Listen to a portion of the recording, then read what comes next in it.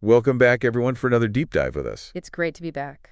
Today, we're going to be looking at some of the most essential teachings, I guess we could say, in Buddhist thought. Yeah. And these are known as the wings to awakening. And Yeah. these are kind of like, I guess you could say, the Buddha's greatest hits. Yeah. The ones he specifically highlighted, I guess, towards the end of his life as the most crucial for his message to endure. Absolutely. And I think what makes this deep dive so interesting is we're looking at an introduction to the Wings to Awakening from dhammatalks.org.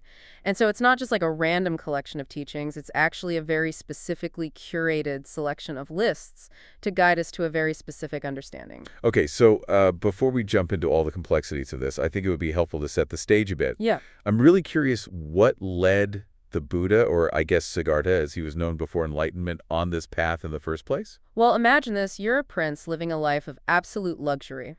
Palaces for every season, servants catering to your every whim, the finest silks, the most delicious food, anything you could want, you have it. Sounds more like a fairy tale than the beginning of a spiritual quest. Right, but that was Siddhartha's reality, and in fact, our source even mentions that he had lotus ponds filled with fragrant blossoms, Wow. sandalwood from Varanasi specifically for his use, and even a white sunshade held over him day and night to protect him from the elements. Oh my gosh, talk about sheltered. I can't even imagine. Aw. So something tells me this isn't just a story about how to become a spoiled prince. Right? What happened? Well, here's where things get really interesting. Despite all of this extravagance that surrounded Siddhartha, he had a profound realization. He encountered the realities of aging, sickness, and death. Yeah, I guess, those are the ultimate equalizers, huh? No matter how much wealth you have, Absolutely. it can't really protect you from the realities of being human. Right. So what was it about these encounters that kind of shook him so much? Well, for Siddhartha, these weren't just philosophical musings. Okay. These are visceral, emotional experiences that really shook him to his core. Oh, wow. And so it really shattered his illusion of happiness. He realized that the happiness that he had known, the happiness that was based on these external circumstances, was ultimately fleeting, unreliable. So this wasn't just a sudden intellectual awakening. It was really a deeply personal confrontation with the fragility of life. Absolutely. So that's what set him on his search for something deeper, something more lasting. That's right. What was he looking for? He was searching for a happiness that transcended the limitations of the physical world. Okay. A happiness that wouldn't fade with age, with illness, or even his death. Yeah. A state that our source calls amata Dhamma, or deathlessness. Deathlessness. Okay, that's a pretty bold concept. It is. I mean, isn't death just an inevitable part of life? Well, that's what Siddhartha set out to investigate. Okay. And his journey took place during a really fascinating period in Indian history, the 6th century BCE. Oh, yeah, that was a time of major societal change and intellectual ferment, right? Absolutely. You had the ancient Vedic traditions with their emphasis on rituals and sacrifices, and then you had this emergence of a new wave of thinkers called the Samas, who were really challenging the status quo. So these samas were like the rebels of their time. Yeah. Questioning those traditional ways of thinking and searching for alternative paths to knowledge and liberation. Exactly. And it was within this intellectual landscape that Siddhartha began his own quest for deathlessness. This is all starting to feel like a pretty epic hero's journey. But I'm guessing the path to deathlessness wasn't exactly straightforward. Right. What were some of the roadblocks or the challenges that he encountered along the way? One of the biggest challenges he faced was navigating the complex philosophical debates that were raging at the time. Okay. And there were two in particular that stand out as really important. Okay. I'm all ears. The first one was, what happens after we die? Okay. Is there an afterlife? And if so, what is it like? Is it something to strive for? Is it something to escape? I can imagine that would be a pretty hot topic. Right. What were some of the different views on that? Well, you had the traditional Vedic view, which emphasized reincarnation and the cycle of rebirth. Okay. But then you had groups like the Lokayatans, who were essentially materialists. Okay. They believed death was the end of existence, so you might as well enjoy yourself while you're alive. YOLO, ancient India style? Exactly. And then you had the Aidakas, who believed in a deterministic fate. Okay. That everything was predetermined, and so your actions didn't really matter. Talk about a recipe for apathy. Right.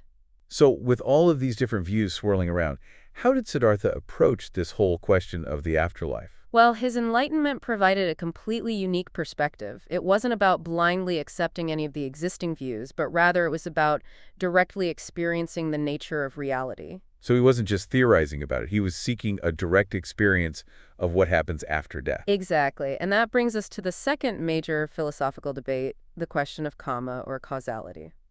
Yes, the age-old question of how our actions influence our happiness and suffering, both Right. in this life and beyond. Yeah. What were the prevailing views on that at the time? Well, you had groups like the Jains, who had a very linear, almost physical concept of karma. Okay, They saw it as a kind of cosmic balance sheet. okay. Good deeds lead to good outcomes, bad deeds lead to bad outcomes. Makes sense. That's a pretty intuitive way to understand it. Right, and they believed that these actions created asavas, What's that? which were these sticky substances that clung to the soul and kept it trapped in this cycle of rebirth. Oh, so it's like you got to avoid creating those in the first place. That's right. So how did they propose doing that? Well, they advocated for nonviolence and even inaction to the point of a slow, deliberate death through starvation as a way to burn away these asavas and free the soul. Wow, that's some serious commitment. Yeah. I'm sensing that Siddhartha's approach to karma might have been a little bit different. Oh, absolutely. His enlightenment provided a much more nuanced and insightful understanding of this whole concept of karma. He saw karma not as some external force, but as the very process of action, result, and reaction itself. So it's not about tallying up good deeds and bad deeds, Mm-hmm. but about understanding this dynamic interplay of causes and conditions Right. that shape our experience. Exactly. And this understanding was really a game changer. Okay, Because it meant that we weren't simply puppets of fate, okay. but active participants in shaping our own destinies. That's a really empowering perspective. It is. So how did Siddhartha's enlightenment actually unfold? What were those key insights that he gained that led him to this revolutionary understanding? Well, the texts describe his path to enlightenment and involving two fundamental types of knowledge. Okay, lay it on me. What were they? Oh, so last time we left off with Siddhartha gaining these two, like, really profound types of knowledge on his path to enlightenment. Right. What were those? Okay, so the first type of knowledge that the source describes is the knowledge of the regularity of the Dhamma. Okay. And basically, it's about understanding the law of cause and effect, but not just intellectually, but really seeing how this principle operates in every aspect of our experience. So it's like realizing that there's this kind of like hidden order to the universe, this cause and effect blueprint underlying everything that happens. Exactly. And what the Beta realized is that by understanding this principle deeply, we can actually gain a degree of mastery over our experiences. Wow. We're not just helpless victims of circumstance. Yeah. We actually have the power to shape our own lives. That's a pretty radical idea, especially considered all that talk about fate and determinism we were just talking about. Absolutely. It really shifts the whole paradigm from one of resignation to one of empowerment. Okay, so that's the first type of knowledge? Mhm. What about the second? Okay, the second one is even more profound. Okay. It is the knowledge of unbinding Okay. and nibbana. Nibbana. And this refers to the experience of complete liberation from suffering, Okay. from the cycle of birth and death, from all the limitations and anxieties that come with being caught in this web of cause and effect. So if the first type of knowledge is kind of like understanding the rules of the game, Uh-huh. the second one is like transcending the game altogether. That's a great way to put it. Okay. And to describe nibbana, the Buddha used this image of a fire being extinguished. Oh, okay. So the fire represents all the clinging and craving and agitation that keep us trapped in suffering. Okay. And the extinguished fire symbolizes the peace and serenity and freedom that come with liberation. That's such a vivid image. Yeah, But I have to ask, how did Siddhartha actually arrive at these two types of knowledge? right. What was the process of his enlightenment like? Well, the texts describe his path to enlightenment as involving three key insights. Okay. The first was the ability to remember past lives, Okay. to actually see the continuity of consciousness across different lifetimes. So kind of like accessing those cosmic Akashic records, Uh-huh. seeing the whole tapestry of your soul's journey. Exactly, and this allowed him to understand how actions from previous lives were creating conditions for his present experience. Okay. And it really highlighted the depth and the complexity of the karmic process. Wow, that must have been mind-blowing. Yeah. What was the second insight? The second insight was the ability to see the death and rebirth of beings throughout the cosmos. Wow. So it gave him this vast panoramic view of the cycle of life and death Okay. and the interconnectedness of all beings. So he wasn't just focused on his own individual liberation. Right. He was really seeing the bigger picture. Yes. This kind of universal nature of suffering and the possibility of freedom. Exactly. Okay. And then the third insight, and this is the one that really distinguished his teachings, Okay. was the insight into the ending of mental effluence. Okay. or asavas. Now, remember we were talking about the Jains earlier? Yeah, they talked about asavas too, right? They did, but they saw asavas as these physical substances clinging to the soul. Okay. The Buddha redefined this concept. Okay. He saw asavas as mental patterns, Okay. the clinging, Yeah. the becoming, Okay. the ignorance that keeps us bound to this cycle of suffering. So it's not about some kind of external force or substance that's keeping us trapped. It's really about our own internal patterns of thought and behavior. That's a huge shift in perspective. It is. And this understanding was really key to his formulation of the Four Noble Truths. Okay. The truth of suffering, Uh-huh. the truth of the origin of suffering, the Oh. truth of the cessation of suffering, Yeah. and the truth of the path to the cessation of suffering. Yes, the Four Noble Truths like the cornerstone of Buddhist thought. Uh-huh.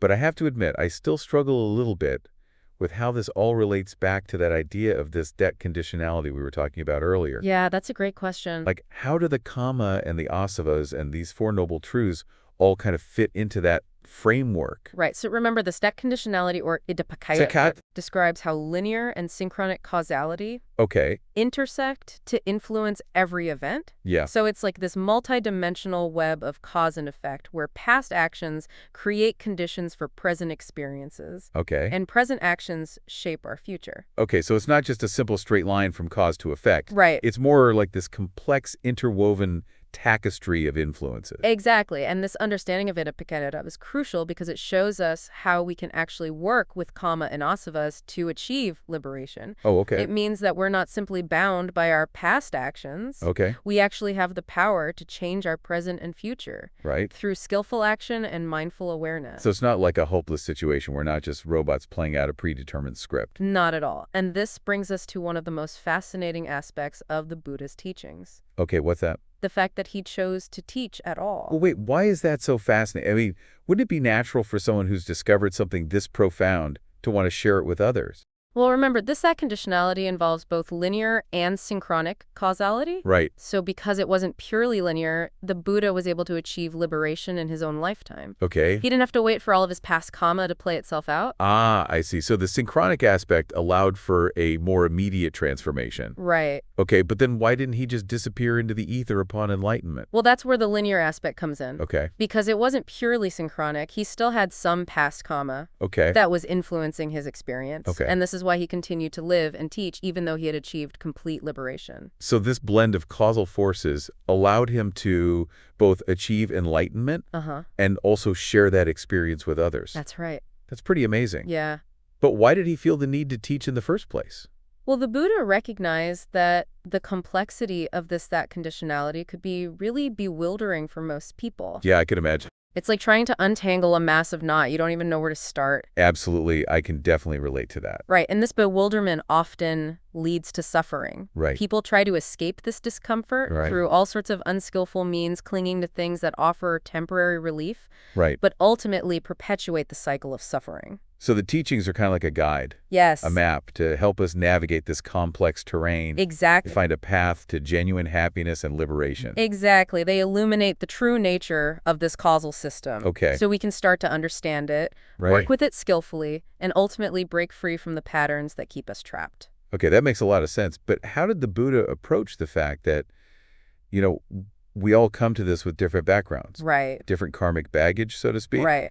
How did he account for that diversity of experience? Well, that's where the concept of utility comes in. So because this conditionality allows for present moment input, it means we actually have a degree of free will. Okay, Our actions in the present Yeah. can actually shape our future experiences. so it's not a hopeless situation. We're not just robots playing out this predetermined script. Exactly. And because this principle of that conditionality is impersonal, meaning it applies to everyone equally, Okay, the Buddha realized that his teachings could potentially benefit anyone regardless of their past actions or circumstances. so everyone has this capacity for liberation. Yes. It's just a matter of learning the right skills and putting them into practice. Exactly. And that brings us to the function of the teachings themselves. Okay, So the Buddha wasn't interested in creating some rigid dogma or a purely philosophical system. so it's not about blindly accepting a set of beliefs. Not at all. He saw his teachings as skillful tools means to an end. Okay, They're meant to guide us towards a direct experience of reality, to help us cultivate the mental qualities that are needed for liberation. So the teachings themselves are part of the path, not the destination. Exactly. And this emphasis on skillful action, on actually working with the causal system to achieve liberation, is woven throughout all of his teachings. Okay, so if we're talking about tools, it seems like having a well-organized toolbox is pretty important. It is. How did the Buddha structure his teachings to kind of address all of these different needs and perspectives? Right. That's where I think the genius of his approach really shines through. Okay. So because the stat conditionality involves those feedback loops we talked about, Yeah. the same causal connection can actually manifest in different ways, Okay. depending on the individual and their circumstances. So one size doesn't fit all when it comes to spiritual growth. Exactly. And this is reflected in the organization of the Buddha's teachings. Okay. He offered a variety of different explanations, Uh-huh. different ways of understanding these causal links that lead to suffering and the path to its cessation. Okay, so that kind of explains why there are so many different Buddhist schools and interpretations, right? Exactly. It's not that one is right and the others are wrong. Uh-huh. They're all addressing different facets of the same underlying reality. Okay. Much like different tools in a toolbox are used for different purposes. So it's about finding the approach that resonates most deeply with you Right. and your own experience. Exactly. And speaking of experience, let's talk about the content of the teachings. Okay. One of the most radical aspects of the Buddha's approach is his emphasis on the mind. The mind. He argues that the same causal forces operating in the universe at large